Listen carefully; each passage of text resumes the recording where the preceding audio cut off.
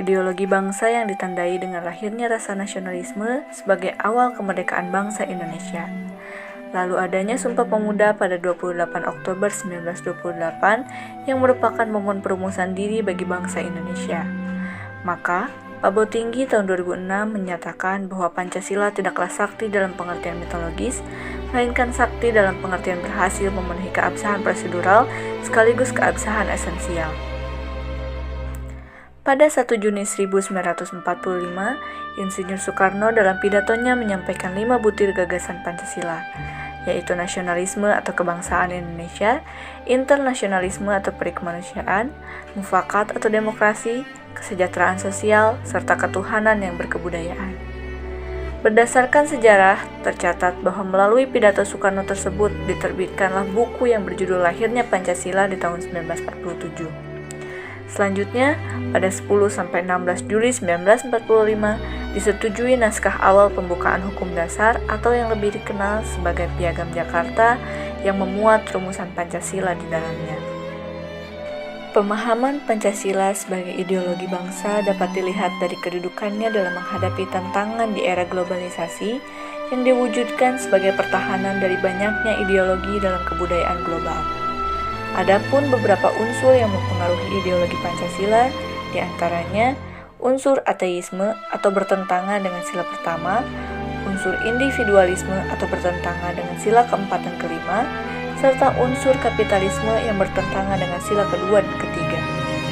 Selain dihadapkan dengan tantangan ideologi, Pancasila sebagai ideologi juga memiliki tantangan lainnya, yaitu untuk mengembalikan dan sebagai pedoman bagi kehidupan masyarakat yang menyimpang dari norma yang ada. Pancasila sebagai ideologi negara harus benar-benar dipahamkan secara konsisten kepada seluruh lapisan, baik masyarakat maupun pemerintahan, sebagai kunci terwujudnya pemerintahan yang bersih dan berwibawa.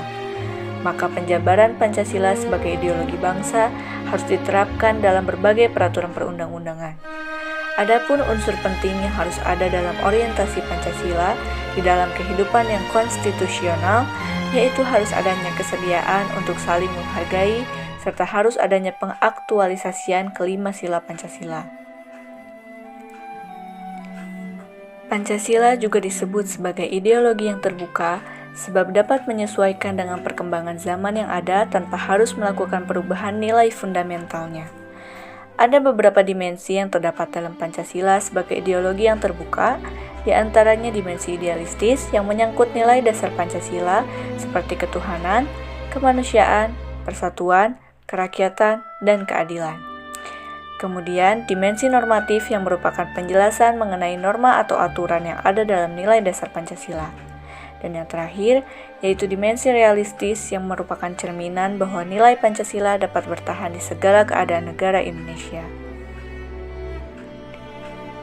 Nilai Pancasila sendiri sesungguhnya sudah dijadikan pandangan hidup bangsa Indonesia sejak dahulu. Hal ini terwujud dalam kehidupan masyarakat yang memiliki sistem nilai seperti percaya akan adanya Tuhan, bergotong royong, musyawarah, serta solidaritas dan kesetiakawanan sosial.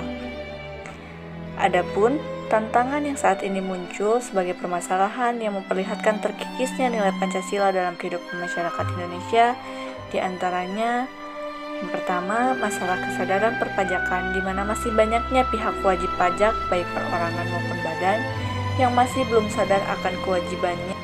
Yang kedua, kasus korupsi yang masih marak terjadi di Indonesia menunjukkan bahwa perilaku yang tidak sesuai dengan nilai Pancasila kerap terjadi di lingkungan pemerintahan.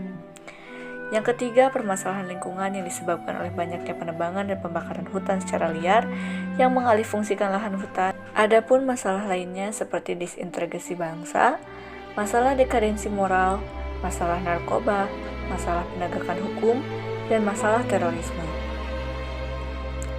Adanya berbagai penyimpangan nilai menunjukkan pentingnya Pancasila diselenggarakan di berbagai jenjang pendidikan agar dapat dipahamkan serta dilaksanakan oleh generasi penerus bangsa, sehingga diharapkan dapat memperkokoh modal akademik penerus bangsa dalam berperan di masyarakat. Melalui pendidikan Pancasila, diharapkan generasi muda akan mampu menganalisis dan menjawab permasalahan yang dihadapi oleh masyarakat dan negara secara berkesinambungan dan konsisten sesuai dengan cita-cita dan tujuan nasional. Selain itu, diharapkan semua generasi muda akan mampu mengambil sikap dan tanggung jawab serta memaknai sejarah dan nilai budaya bangsa yang sesuai dan terkandung dalam Pancasila.